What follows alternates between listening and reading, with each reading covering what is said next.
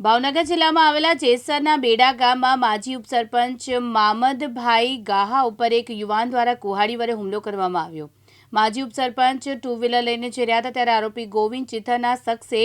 આડું વ્હીલ નાખી દેતા સીધો કુહાડીના કારના ભાગે હુમલો કરી ખિસ્સામાંથી 500 રૂપિયા કાઢી ગયો તેવો આક્ષેપ થઈ રહ્યા છે।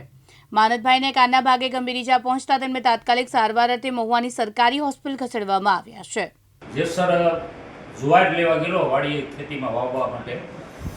4 वागे वळता आवतो त्यारे सापरियाळेथी गोविंद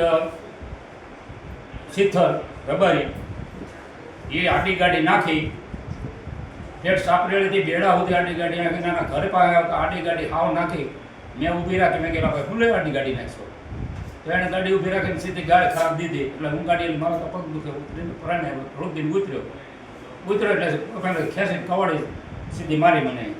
પછી મૂંઢ ઘા બહુ માર્યો પાટું ગળદા બહુ માર્યા માથા બહુ માર્યો છે મૂંઢ ઘા એવું છે હવે મારવા વાળા એક જ ગોવિંદ શેખર રબારી શું માર્યું કવાડી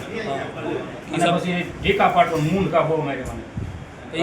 પછી 500 રૂપિયા ખિસ્સામાં લઈ મારા કાઢતો ગયો હું સાઈડ લેવા ગયો હતો 500 गिरेल में 700 रुपये लीन जो था 500 नोट मारू नाम अब्दुल भाई महमूद भाई गाहा गाम बेड़ा आज मारा फादर जेसर गया था जाहिर लेवा